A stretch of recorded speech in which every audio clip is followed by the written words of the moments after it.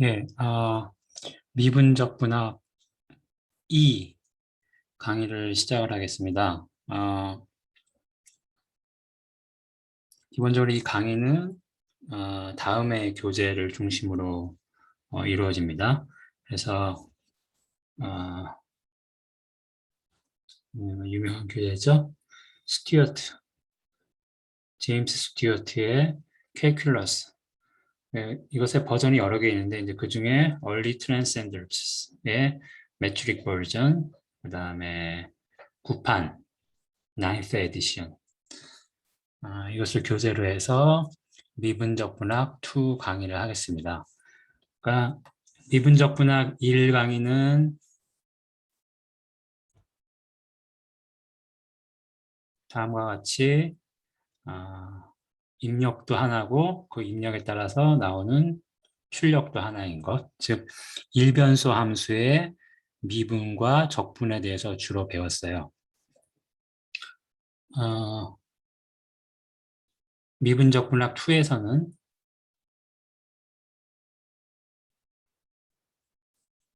이와 같이 변수가 2개 있는, 또는 경우에 따라서는 뭐 3개가 있을 수도 있고요. 사실은 일반적으로는 뭐 n개가 있을 수도 있죠. 이변수 함수의 미분과 적분을 다루는 것이 미분적 분학 2의 내용입니다. 이 미분적 분학을 대개의 경우 이과 계통 또 공과 계통 대학생들이 1학년 때 대학에 처음 왔을 때 미분적 분학을 배우게 되는데요. 그 이유는 뭐 여러 가지가 있겠지만 그 중에 하나는 다음과 같이 생각해 볼 수 있는 게 있어요.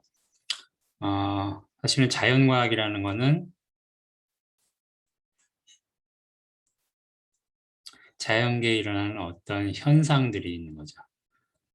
현상들을 관찰하고 잘 관찰해서 또 실험을 하기도 하고 관찰을 하기도 하고, 그래서 이 현상에 영향을 미치는 어떤 중요한 인자들을 밝혀내는 거죠. 그리고 이 인자들이 어떻게 조합이 돼서 현상에 영향을 미치는지를 설명하는 것. 이게 이제 자연과학에서 하는 일이라고 생각할 수 있습니다. 이것은 일종의 수학의 입장에서 보면,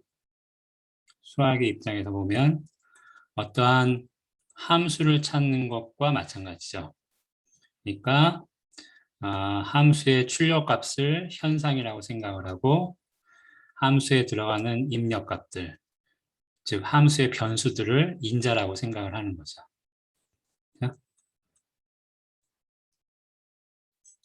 사실은 이 인자들이 현상에 어떻게 영향을 미치는지를 설명하거나 기술하는 방법은 여러 가지가 있을 수가 있지만 가장 간편하고 또 보기 좋고, 그 다음에 어떻게 보면 유용한 설명 방식은 이 인자들과 현상들을 어떤 수치적으로 계량해서 수치로 나타내고, 계량화해서 수치로 나타내고, 이 인자들을 변수로 하고 현상에 해당하는 값을 함수의 값으로 하는 그러한 수학적인 함수를 찾아낸다면 자연과학하는 입장에선 가장 이상적인 걸 거예요. 예를 들면 뭐 가장 단순한 예를 들면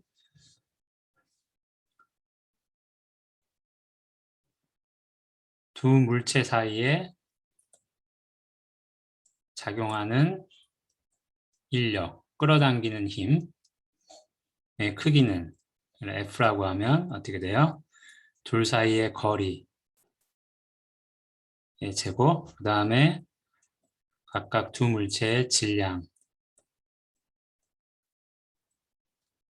다음에 어떤 상수, 이런 식으로 표현이 되죠. 그렇죠?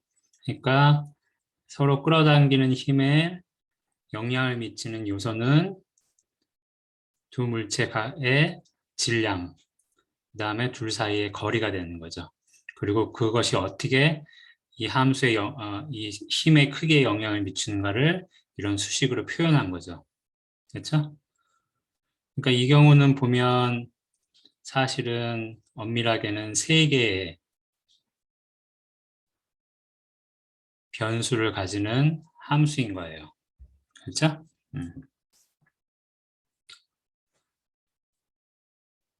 거꾸로 공학이라는 것은 엔지니어링이라는 것은 어떤 거예요? 음, 어떤 원하는 아웃풋이 있고 그 원하는 아웃풋을 얻기 위해서 거기에 영향을 미치는 인풋 값들을 컨트롤하는 거죠. 그래서 그러니까 여기 이 모델을 그대로 갖고 와서 생각한다 그러면 인자들을 잘 컨트롤해서 원하는 현상이 일어나도록 하는 것. 이게 이제 엔지니어링을 할 수 있잖아요. 그러니까 이 경우도 어떻게 보면 인자들이 있을 것이고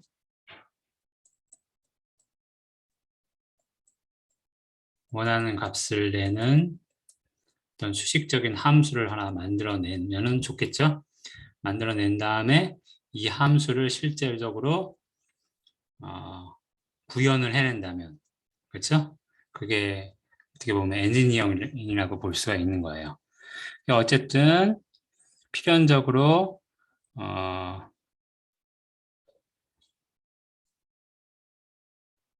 함수를 사용을 하고 그리고 그 함수를 미분한다고 하면 그 함수에 있어서 어떤 특징적인 그렇죠? 순간이나 현상을 디텍트할 수 있는 거고 또 그 함수를 정적분한다고 하면 물리적으로 또는 그 상황에서 의미 있는 다른 값들을 얻어낼 수가 있는 거죠. 네. 근데 이제 보다시피 그래서 이제 우리가 미분 적분학을 배우는 건데 보다시피 사실은 세상 일 중에 한 가지 요인에 의해서만 영향을 받는 것은 없어요. 대부분은 주요 인자들이 여러 개 있어요. 따라서 필연적으로 자연과학이나 공학에 미분적 분학을 응용한다고 하면은 이렇게 변수가 여러 개 있는 다변수 함수를 다룰 수밖에 없다. 그리고 그것의 미분적분을 우리가 알아두면 유용할 것이다. 뭐 이런 얘기입니다. 이렇게 하면 대략 좀 인트로덕션이 되는 것 같죠? 예.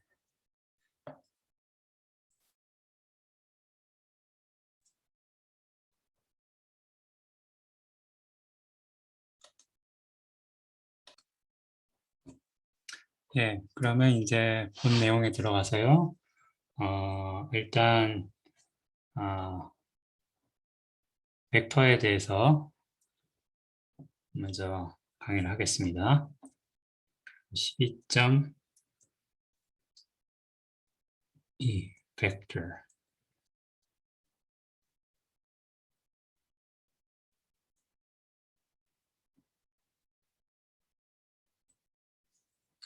예.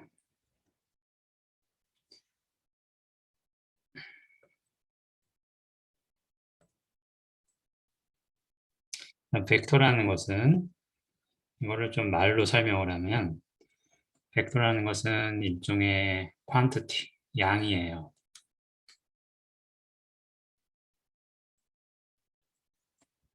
근데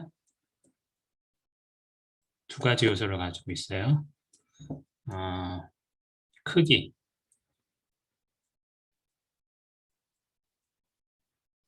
크기와 그 다음에 방향을 가지고 있어요.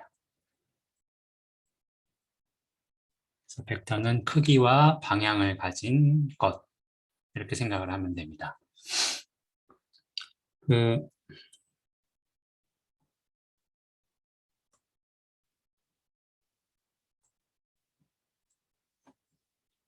특별히 책에서는 이 벡터의 크기라는 거를 그냥 좀 쉬운 말로 length라고 해요.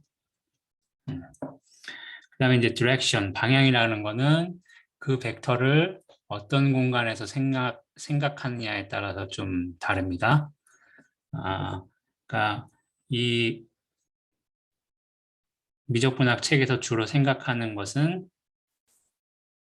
뭐 R2나 R3 공간, 3차원 공간 또는 뭐 때에 따라서는 일반적으로 그냥 숫자를 특정하지 않고 Rn일 수가 있어요. 그래서 R2는 뭐 2차원 실수 평면, 이게 여러분들 고등학교 때 배웠던 좌표계가 있는 걸 얘기를 하죠. 다시 잠깐 복습을 해보면 평면이 있다고 했을 때 그 평면에서 한 점에서 수직으로 만나는 두 개의 직선을 생각을 해요. 그리고 각 직선마다 방향을 줍니다. 그래서 하나는 X, 하나는 Y축이라고 부를 거예요. 그럼 여러분들 중학교 때부터 배웠던 수직선이라는 개념이 있죠. 수직선이라는 거는 직선 위에다가 실수들을 한 개씩 대응시켜 놓은 거를 수직선이라고 그래요. 그래서 수직선 위에 점을 하나 지정을 하면 거기에 해당하는 실수가 있는 거죠. 그래서 여기 X, Y 해놓고 이렇게 방향을 그려놓은 거는 그 방향으로 가면 거기에 해당하는 실수값이 커진다는 뜻이에요. 그래서 평면이 어떤 점이 하나 있다. 그러면 그 점으로부터 X축으로 수선의 발을 내려요. 그럼 거기에 해당하는 어떤 실수가 하나 있겠죠. 마찬가지로 Y축으로 수선의 발을 내렸을 때 거기에 해당하는 또 실수가 하나 있겠죠. 그러면 이걸 이용해서 이 점의 위치를 나타낼 수가 있는 거죠. X0, Y0. 결국 평면 위의 점들은 어떤 실수의 짝에 하나씩 대응되는 거예요. 그래서 이런 평면을 우리가 R2라고 부르는 것은 거기에 적당히 이렇게 수직으로 만나는 수직선을 그려놓고 거기에서 오는 좌표를 사용해서 이 점들을 나타낸다는 뜻이에요. 그래서 R2라는 거는 그냥 단순하게 보면 실수의 짝이에요. 그렇지만은 그냥 단순하게 실수의 짝인 게 아니고 여기 제가 방금 설명한 것과 같은 점의 위치를 지정한다는 그런 의미로 쓰이는 겁니다. R3는 3차원 공간은 어때요? 이번에는 우리가 이제 3차원인 공간, 우리가 살고 있는 공간에서 자, 한 점에서 만나는 직선을 세 개를 생각하는데 그 직선이 다 서로 수직이어야 돼요. 세 개 중에 두 개를 임의로 두 개를 선택하면 수직으로 만나는 거야 됩니다. 그래서 한 점에서 수직으로 만나는 세 직선을 선택을 하고 뭐 하나를 X, Y 이런 식으로 해서 방향을 줍니다. 축의 방향을. 근데 이제 그럼 나머지 축이 하나 더 남는데 이걸 방향을 위로 향하게 할 수도 있고 아래로 향하게 할 수도 있죠. 그래서 우리가 이걸 좀 일관되게 약속을 할 거예요. 그래서 오른손을 이용해서 검지는 X축 방향, 그다음에 중지는 Y축 방향, 그다음에 엄지는 세 번째는 Z축이라고 할 건데 Z축 방향이에요. 그럼 그렇게 적용을 해보면 이 그림상에서는 Z축의 방향은 위쪽을 향하게 되는 거죠. 그래서 이 오른손 법칙을 써서 각 축의 방향을 정하는 겁니다. 그러면 이제 공간상에 어떤 점이 하나 있다. 그러면은 이 점으로부터 X, Y, Z축에 수선의 발을 내리고 거기에 해당하는 실수들을 차례대로 적어주면 그러면 이 점의 위치가 특정이 되는 거죠. 3차원 공간에서. 뭐 그렇게 할 수도 있고 아니면은 때에 따라서는 이렇게 생각하기도 해요. 이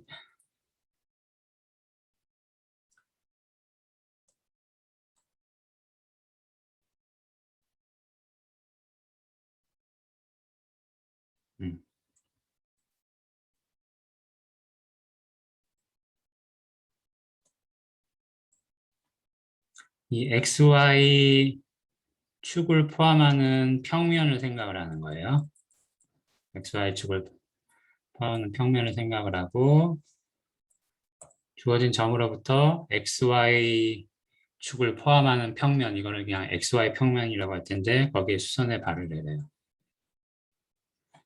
그 다음에 여기서부터 X축으로 수선의 발을 내리고 Y축으로 수선의 발을 내리고 그 다음에 원래 점으로부터 바로 Z축에 수선의 발을 내릴 수도 있어요.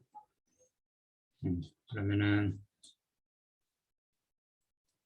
그렇죠. 근데 여기서 평면 위에 수선의 발을 내리고 또 축에 수선의 발을 내리는 거나 이 점으로부터 바로 각 축에 수선의 발을 내리는 거나 그 수선의 발은 똑같아요, 위치는. 여러분들 아마 삼수선의 정리라는 거 들어봤나요? 음. 어쨌든 그러면 요 실수값들을 이렇게 쓰면 그러면 이제 이 점이 특정이 되는 거죠, 주어진 점이. 그래서 그런 의미로 이 공간을 R3라고 나타내는 거예요. 3차원 실수 공간. 집합으로 보면 그냥 실수 3개가 짝지워져 있는 거예요.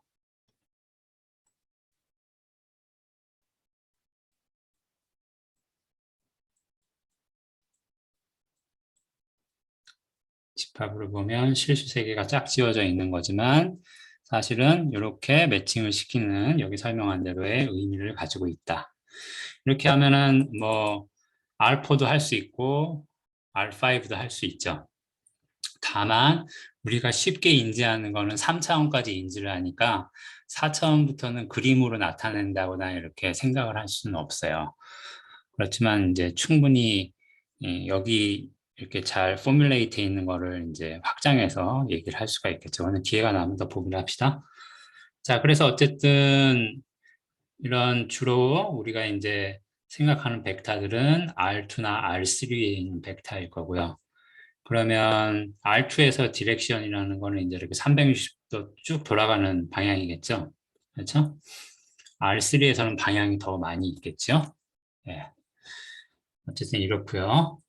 그 다음에 자, 벡터라는 거는 길이와 또는 크기와 방향에 의해서 특정되는 거니까 만약에 두 벡터가 있는데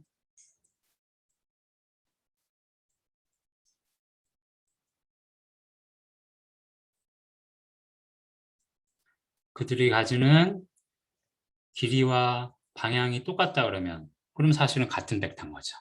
그렇죠?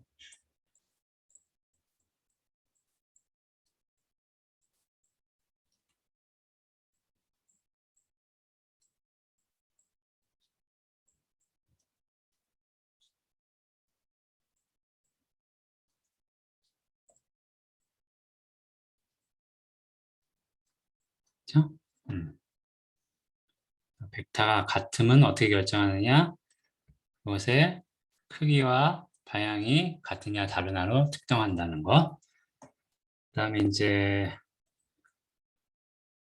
0 벡터라는 게 있어요. 지로 벡터.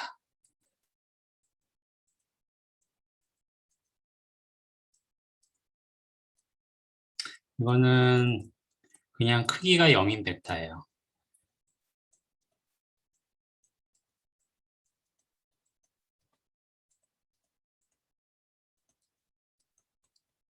크기가 0인 벡터. 그래서 크기가 0이기 때문에 뭐 방향을 따로 생각하지는 않습니다. 조금 이상하죠? 그래서 뒤에 이제 하다 보면 무슨 얘기인지 알게 될 거예요. 일단은 이렇게 정의를 할게요.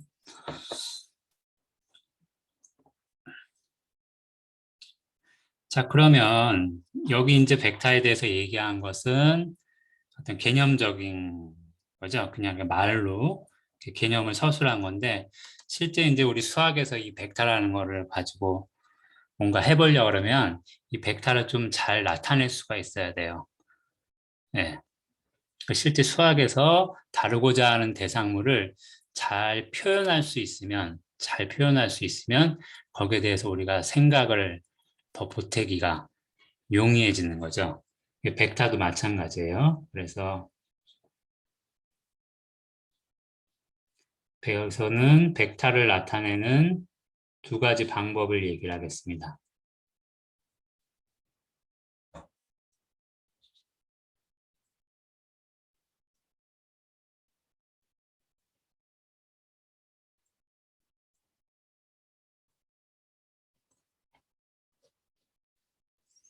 첫 번째는 displacement라는 건데,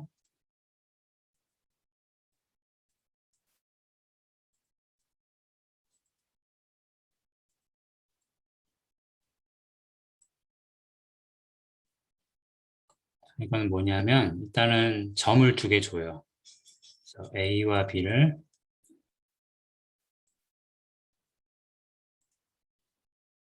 우리는 뭐 R2나 R3에서 할 거니까 그냥 이렇게만 쓸게요. 그러면 여기 A, B 이렇게 쓰고 화살표 그어서 나타내는 거는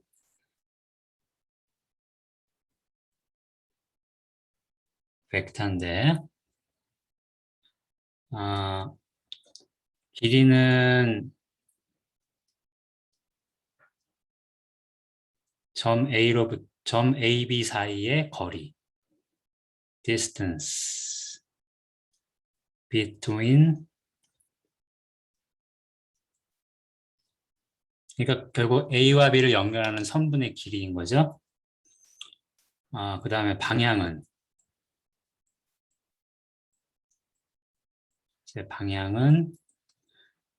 자, 이렇게 썼으면 A로부터 B로, 점 A로부터 점 B를 향하는 방향을 갖는 벡터인 거예요. 무슨 말인지 알겠죠?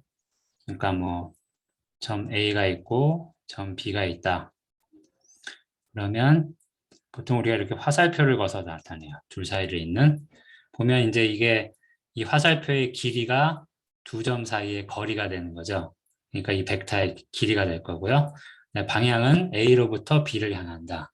이런 식으로 나타내죠, 보통.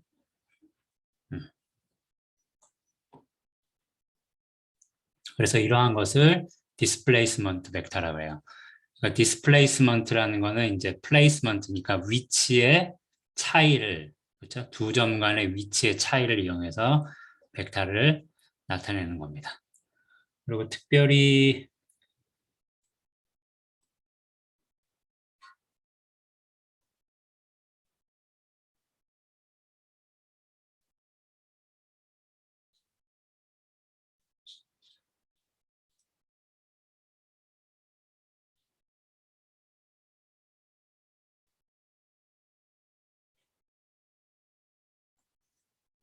요거는 시작점이니까, 요거는 끝점이니까, 요거는 이제 뭐 initial point, 요거는 끝점이니까 뭐 terminal point, 뭐 end point 이렇게 되겠습니다.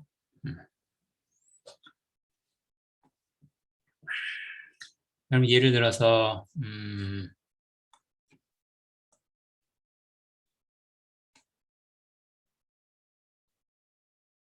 2차원에서 생각을 해보죠.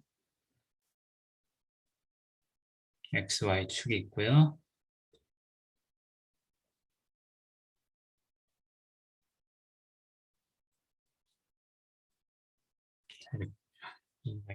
이렇게 된다고 합시다. 그러면 요거를 점 A, 점 B를 했을 때 A로부터 B까지의 벡터가 있을 수 있고요. 그 다음에 요것은 점 C, 요것을 점 D라고 했을 때 C에서 D를 향하는 벡터가 있을 수가 있겠죠. 요 두 개를 한번 생각을 해봅시다.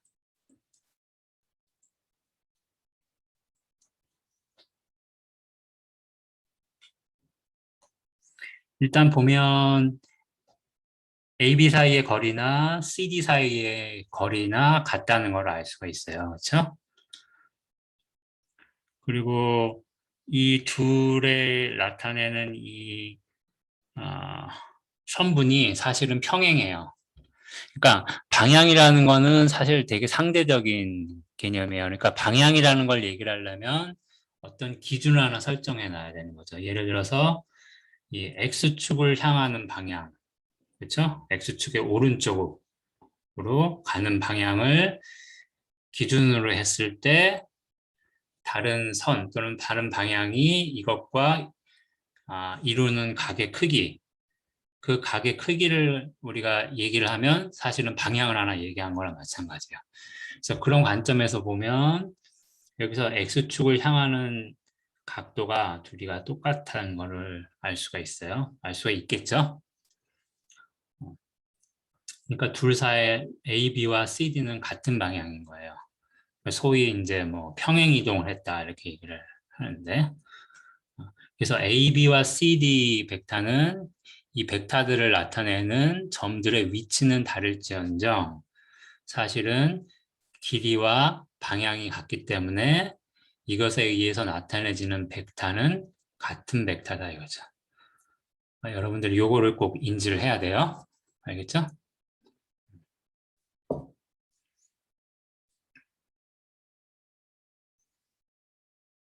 그럼 뭐 그냥 쉽게 얘기하면 여러분들 평행이동이라는 말을 배웠나요? 뭐 어쨌든 그냥 제가 이렇게 써볼게요. 평행이동에서 겹치면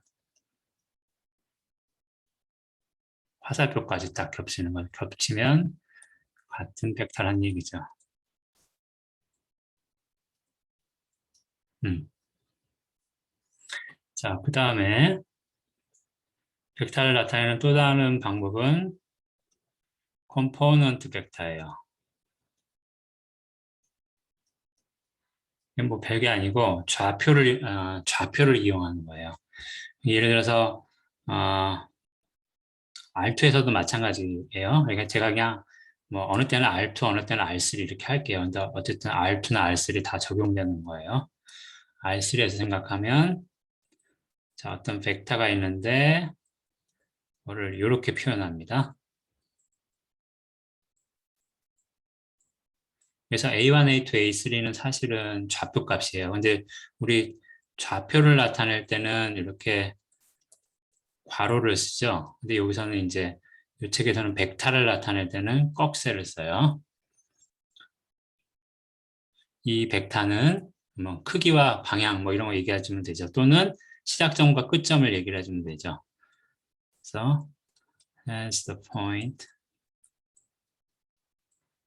이 원점, 좌표가 0인 것,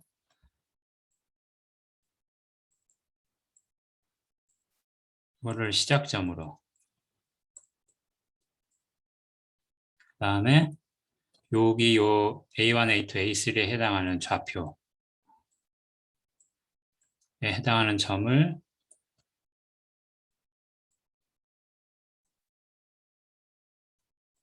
끝점으로 갖는 거예요.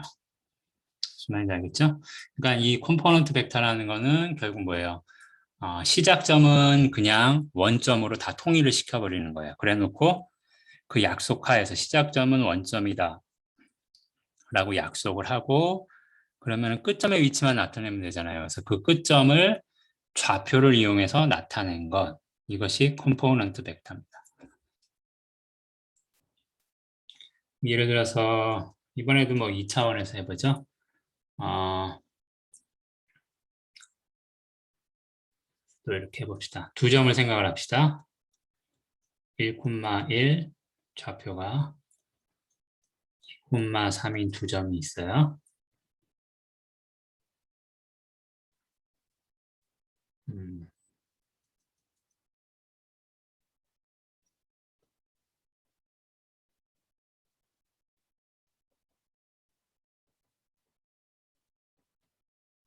1, 2, 3, 1, 2.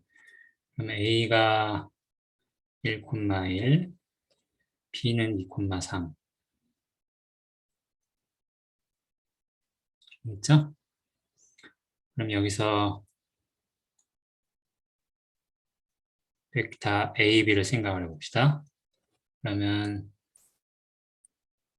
시작점이 A고 끝점이 B인 벡터죠. 그렇죠? 그러면 이거를 컴포넌트 벡터로 생각하면 어떻게 될까요? 그렇게 하려면은 이 시작점인 A를 원점으로 끌어와야 되겠죠. 그렇죠? 그러려면은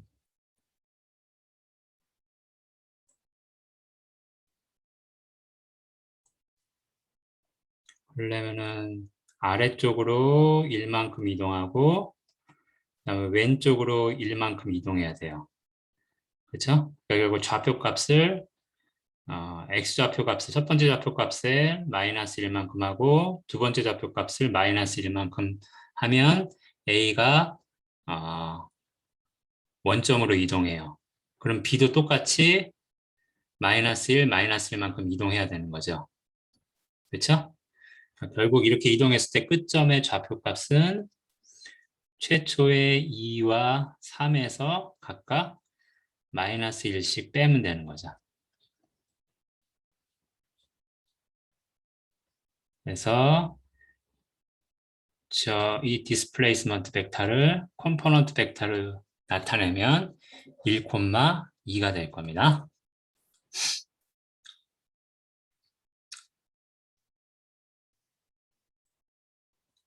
그 다음에 이 컴포넌트 벡터가 이렇게 주어졌을 때 이것의 크기는 어떻게 될까요?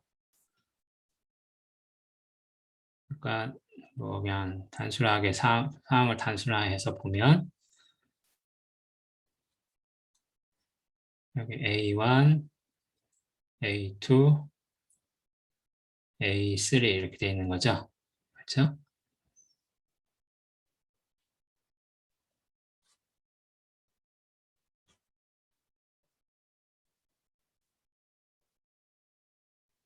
이렇게 되는 거잖아요. 그렇죠?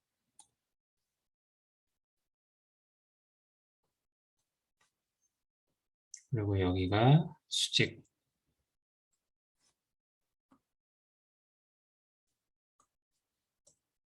여기가 수직, 여기가 수직, 여기도 수직. 그렇죠? 그러니까 A1의 제곱, A2의 제곱하면 요 선분의 길이의 제곱이 나올 거고 여기다가 이 A3의 제곱을 하면 요 변의 길이가 나오겠죠. 이게 뭐예요? 원점으로부터 요 점까지를 잇는 선분이니까 이 선분의 길이가 결국 이 벡터의 크기가 되겠네요. 그래서 결국 이거는 우리가 방금 한 계산을 생각하면 A1의 제곱, A2의 제곱에다가 A3의 제곱을 해서 루트를 씌운 게 되겠죠. 그죠?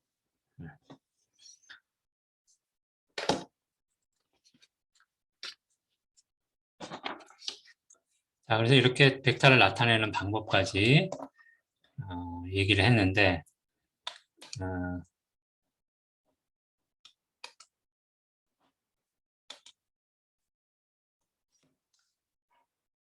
자, 그 다음에는 실제로 우리가 벡터에 대해서 어떤 연산을 할 수가 있어요. 뭐 덧셈, 뺄셈 또는 곱셈 같은 것들을 할 수가 있는데 거기에 대해서 얘기를 할게요. 그래서 일단은 벡터의 덧셈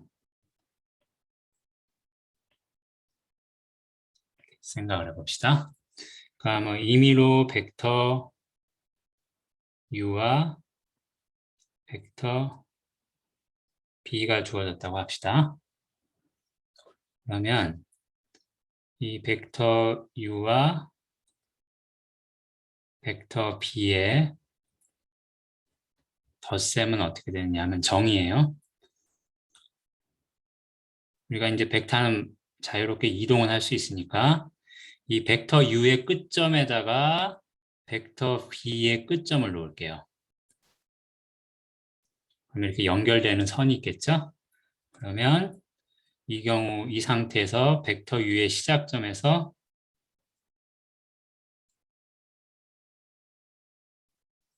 벡터 u의 시작점에서 벡터 b의 끝점을 연결하는 화살표가 있을 텐데 이것이 이제 u 더하기 b에 해당하는 벡터가 됩니다.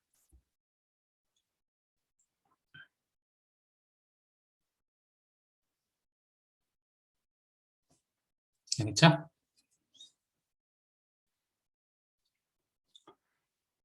자, 정의가 이런데, 근데 이제 여기서 가만 생각을 해보면요.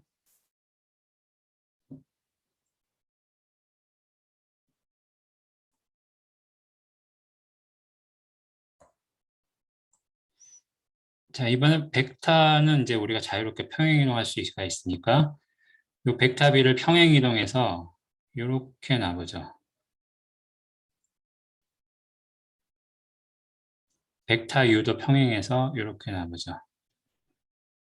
그리고 이번에는 벡터 B의 끝점에다가 벡터 U의 시작점을 놓은 거죠. 그래 놓고 벡터 B의 시작점에서 벡터 U의 끝점을 잇는 선분이 이 빨간 선분이에요. 그러니까 이 얘기는 이 벡터들의 덧셈은 사실상 UB가 지금 구분이 되나요? 제가 글씨를 잘못 써서. 예, 같은 거죠. 그렇죠? 그리고 또 어떻게 보면 벡터 U와 B가 있으면 그들의 시작점을 아예 일치를 시켜 놓은 후에 그러면 이 둘에 의해서 결정되는 평행사변형이 있을 텐데 이 평행사변형의 대각선에 해당하는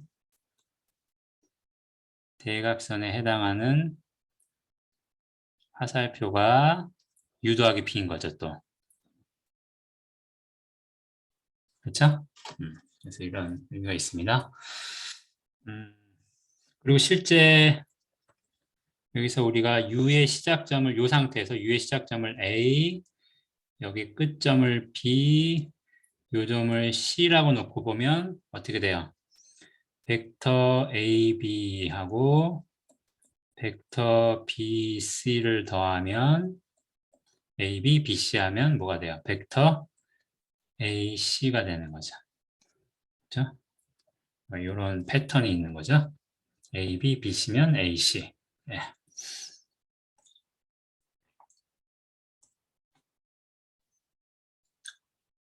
자, 그 다음에 scalar multiplication.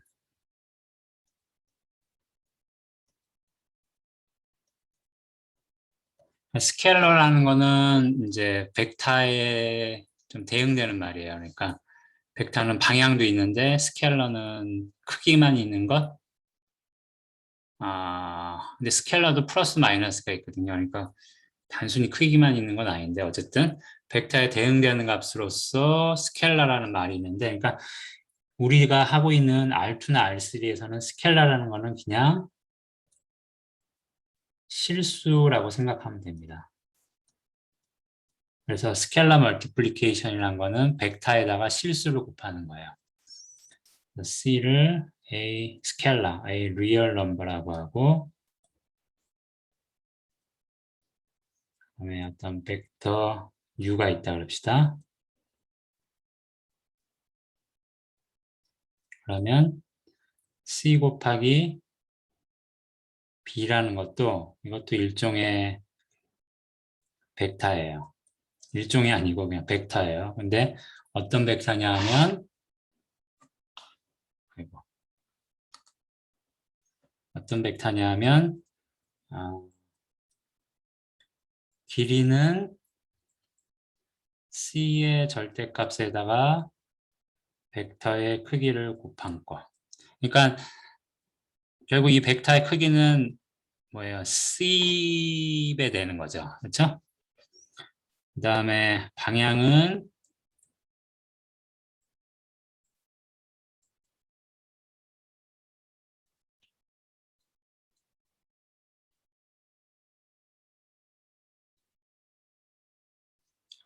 밑에다 쓸게요.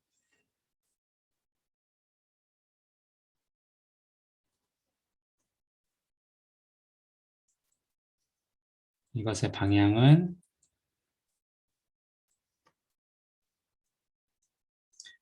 만약에 C의 값이 양수라면 본래 벡터 B의 방향하고 같아요. 그리고 C가 음수라면 본래 벡터의 반대 방향이에요. 그리고 만약에 C가 0이라면 요거는 따로 쓰죠.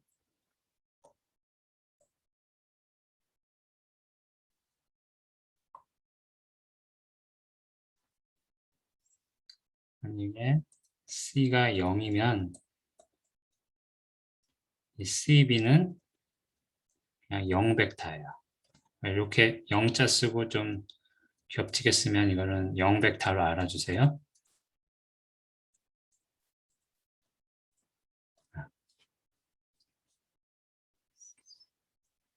그래서 예를 들어서 벡터가 하나 있었다. 그러면 이 벡터와 방향이 똑같은데 길이가 2배다. 그럼 어떻게 되겠어요? 길이가 2배가 되는데 2배가 되면 2V, 2V가 되는데 곱해지는 값이 1인 거죠. 그런데 방향도 같으니까 양수해야 돼요. 그러니까 2V가 되겠죠. 근데 길이는 같은데 방향은 정반대다. 그러면 어떻게 돼요? 마이너스를 곱했던 거니까 마이너스 2B가 되겠죠. 그렇죠?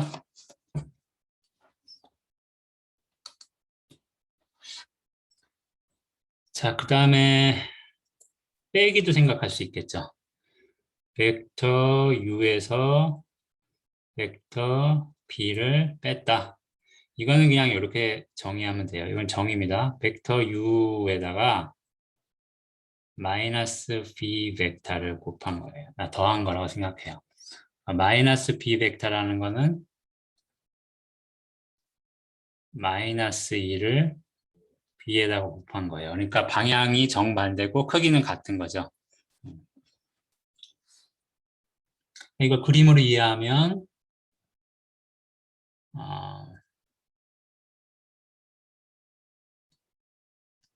그래서 이걸 뭐 B라고 하고 이것을 U라고 합시다. 그러면 마이너스 B니까 정반대. 그렇죠? 두 개를 더한 거니까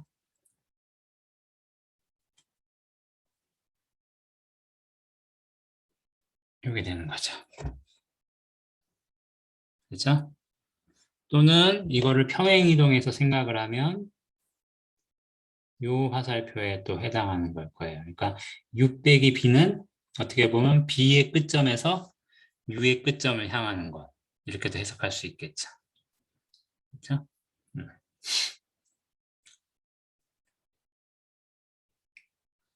그리고 이제 조금 이런 것도 생각을 할 수가 있을 것 같아요. 만약에 점 A가 있고 점 B가 있다. 그래서 점 A에서 점 B를 향하는 벡터가 하나 있다. 그러면 임의로 그냥 아무 점이나 하나 이렇게 써놓고 이런 삼각형을 생각을 하면 그럼 어떻게 되겠어요?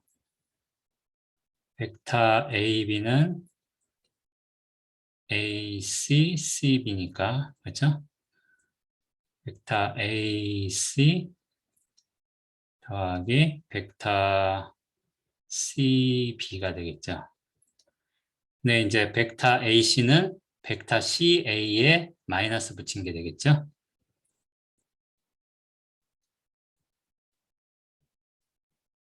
그러니까 이거를 쓰면 CB 빼기 CA.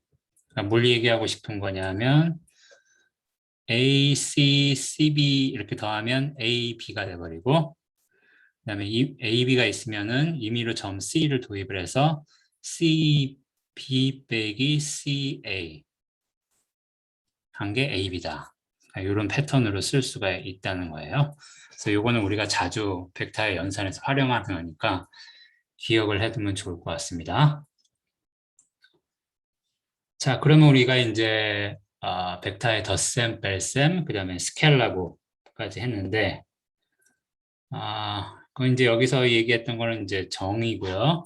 그러면 이런 덧셈, 뺄셈, 스케일러 곱이 우리가 벡터를 컴포넌트 벡터로 나타냈을 때는 어떻게 되는가 한번 봅시다. 그냥 간단하게 2차원 벡터로 생각을 할게요. 3차원일 때도 똑같이 성립합니다. 자, 이렇게 두 개 좌표로 나타내어진 벡터 A, B가 있다고 합시다. 그러면 A 더하기 B는 이거는 이렇게 볼까요? 이렇게 두 개의 벡터가 있는 거죠. 그래서 하나는 A1, A2, 또 하나는 끝점의 좌표가 B1, B2인 거죠. 그러면 이제 우리가 그냥 덧셈을 한다고 하면 어때요? 이 벡터 B를 갖다가 벡터 B의 끝점을 벡터 A의 끝점에다가 이렇게 옮겨놔야 되겠죠. 그렇죠? 그러면 어때요? 원래 벡터 B의 시작점이 0,0이었는데 이것을 벡터 A의 끝점으로 옮겨놓으려면 각각의 좌표에다가 A1과 A2를 더해야 되겠죠. 그렇게 되면 본래 벡터 B의 끝점에도 A1, A2만큼 더해야 될 거예요. 그렇죠? 이 녀석의 좌표는 B1 더하기 A1, B2 더하기 A2가 되는 거죠. 그래서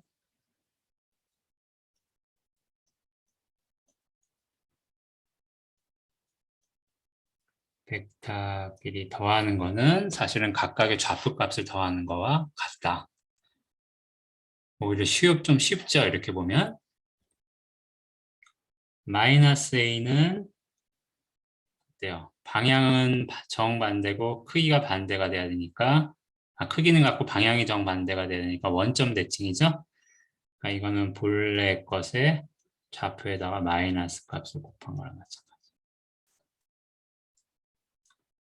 A 빼기 B도 마찬가지겠죠? 이거는 A에다가 마이너스 B를 더한 거니까 결국 A1 빼기 B1, A2 빼기 B2. 좌표들끼리 그냥 덧셈 뺄셈 하는 게 되는 거네요. 심지어는 이제 스케일러 멀티플리케이션 한 것도 여러분들 잘 따져보면 그러니까 요거는 크기가 이 녀석의 크기는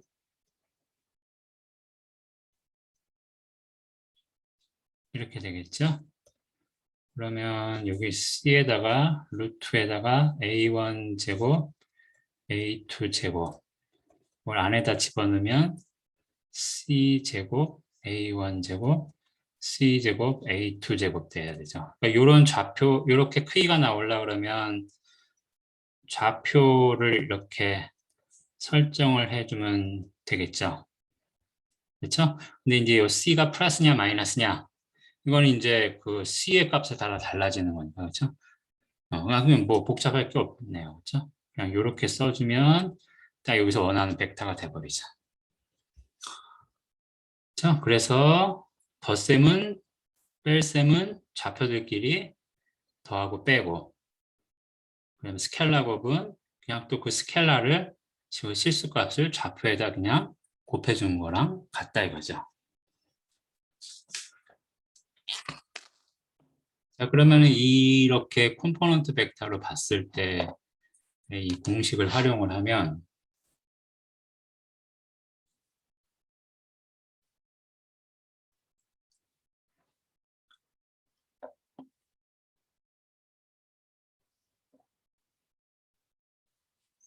다음과 같은 거를 알 수가 있을 거예요. 벡터 A와 벡터 B를 더한 거는 벡터 B와 벡터 A를 더한 거와 같다. 이거는 우리가 앞에서 이미 확인을 했죠. 그림으로. 그렇지만은 좌표를 이용하면은 그냥 좌표들끼리 더하는 거니까 실수값들끼리의 덧셈은 교환 법칙이 되니까 성립을 할 거고. 마찬가지로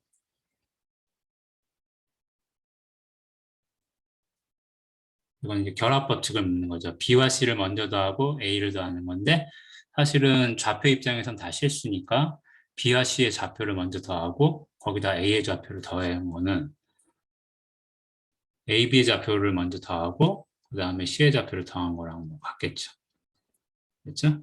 그 다음에 A에다가 0벡터를 더하면 0벡터는 그냥 크기가 0인 벡터니까 컴포넌트 벡터를 쓰면 0,0 또는 0,0,0이 되겠죠. 왜냐하면 이 좌표값들을 제곱해서 더한 게 0이 돼야 되는 거잖아요. 그러려면 좌표값 자체가 0일 수밖에 없어요. 여기다가 좌표값끼리 더하면 그냥 0을 더하는 거니까 본래 좌표값이 가질 거고요. 그 다음에 같은 것을 이렇게 하면 즉 이거는 A 빼기 A죠. 그럼 좌표들끼리 빼면은 좌표값들이 같을 때니까 그냥 0 벡터가 얻어지겠죠. 좌표가 죄다 0이 되겠죠. 그 외에 이제 스켈라를 곱할 때 분배 법칙이 된다. 이것도 좌표들의 계산에서는 분배 법칙이 성립하는 거니까 금방 확인할 수 있고 아니면 좌표들끼리 저기 스켈라를 먼저 더해서 A에다 곱하나 각각 따로 곱해서 A에다 곱하나 같고 스켈라 두 개를 먼저 곱하고 A에다 곱하나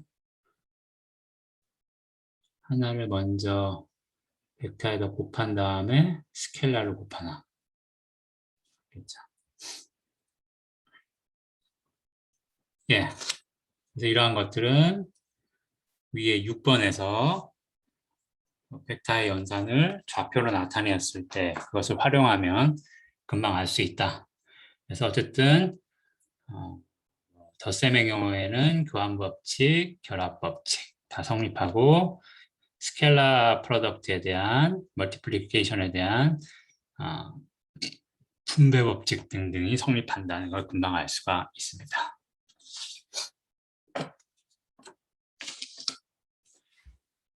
자, 그 다음에 좀 특별한 벡터를 좀 소개를 할게요. 일단은 3차원에서는 우리가 이렇게 i라고 쓰는 거는 컴포넌트 벡터로 1, 0, 0 j라고 쓴 거는 0, 1, 0 k라고 쓴 거는 0, 0, 1 벡터예요. 그러니까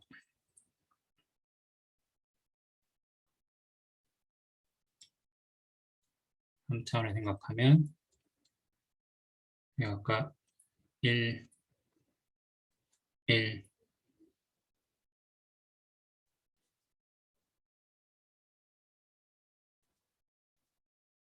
1이 있을 텐데 i는 x축과 같은 방향에다가 크기가 이런 것 j는 y축과 같은 방향인데 크기가 1인 것 k는 z축과 같은 방향인데 크기가 1인 것이죠.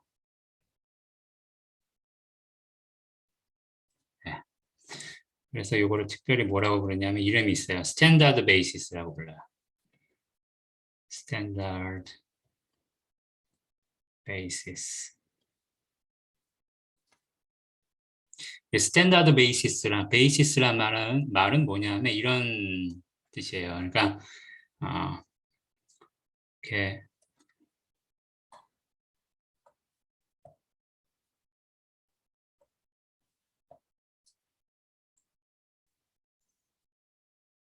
임의의 벡터가 하나 있다 그럽시다. 그래서 좌표를 뭐 A1, A2, A3라고 하면 그러면 요거를 이렇게 덧셈으로 쓸 수가 있겠죠.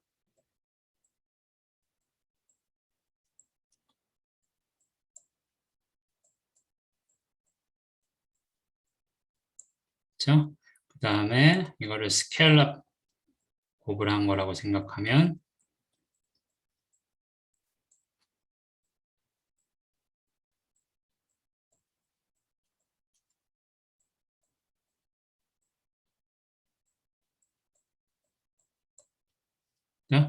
결국 A1의 I 더하기 A2의 J 더하기 A3의 K 이렇게 쓸 수 있어요. 그러니까 무슨 얘기냐 하면 어떤 벡터든지 간에 이 IJK에다가 스칼라를 곱한 것들의 합으로 쓸 수 있다. 그러니까 모든 벡터를 이 IJK의 조합으로 나타낼 수 있다는 거예요. 그래서 그런 의미로 베이시스라는 말을 쓰는 겁니다. 그래서 요거는 앞으로 자주 등장할 거니까 기억을 해두고요. 2차원 같으면 그냥 두 가지가 있겠죠. X축의 방향, 그 다음에 Y축의 방향. 그래서 2차원 같은 경우 그냥 I라 그러면 X축의 방향이면서 크기가 1인 거니까 1,0, J 같으면, 두 번째 Y축과 같은 방향이면서 크기가 1인 거니까 0, 1. 이 두 개가 R2에서의 스탠다드 베이시스가 되는 겁니다. 알겠죠?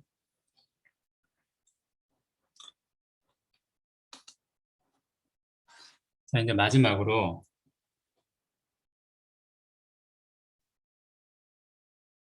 유닛 벡터라는 말이 나오는데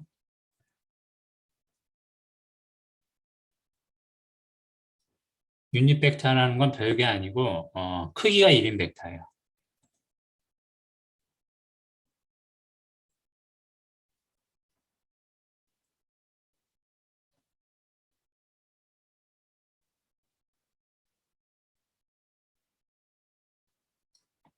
크기가 1인 벡터를 유닛 벡터라고 그래요.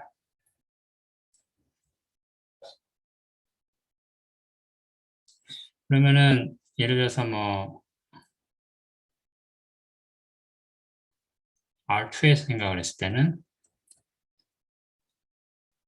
우리가 시작점을 원점이라고 고정을 해놓고 보면 그러면 유닛 벡터가 되는 것들은 어때요? 시작점을 원점이라고 했을 때 길이가 1인 거니까 원점으로부터 거리가 1인 점을 끝점으로 가지는 벡터인 거죠.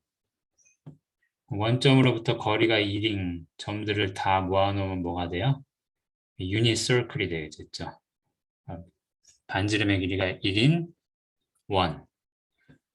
그러면 원점을 선택하고 그러면 이제 이 원위에 있는 점을 끝점으로 선택하면 유닛 벡터가 하나씩 얻어지는 거죠. 그러면 러프하게 생각하면 실수 평면상에서는 유닛 벡터가 얼만큼 있는 거예요? 반지름이 1인 원위에 점들만큼 있는 거죠. 그렇죠? 3차원일 때는 어떻게 될까요? R3에서는 R3에서도 우리가 원점을 시작점이라고 고정시키면 그러면 이제 길이가 1이어야 되니까 원점으로부터 거리가 1만큼 떨어져 있는 점들을 끝점으로 선택하면 유닛 벡터가 얻어지죠. 이제 그런 점들을 다 모아놓으면 어떻게 돼요? 그게 이제 반지름이 1인 9가 되겠죠. 그렇죠? 그래서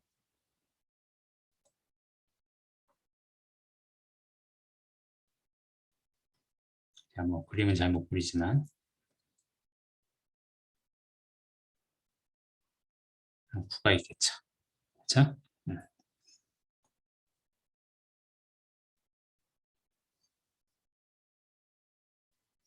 3차원에서는 유닛 벡터가 얼만큼 있는 거예요? 반지름이 1인 9 위에 점만큼 있는 거죠. 그렇죠?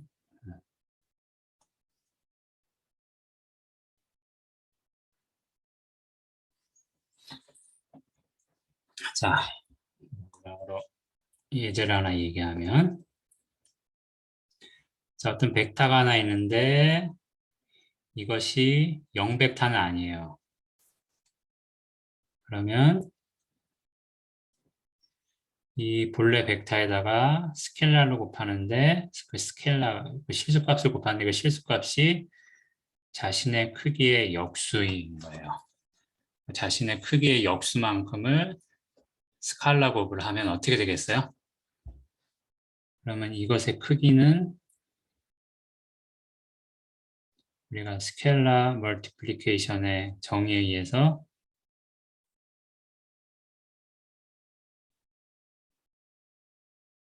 이렇게 돼버리겠죠. 그러니까 뭐가 돼요? 1이 되는 거죠.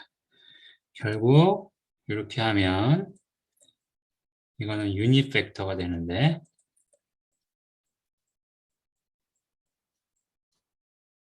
그런데 방향이 어때요? 주어진 벡터와 여기 스케일러 곱한 게 이제 양수니까 방향이 같은 거죠. 이제 유닛 벡터 아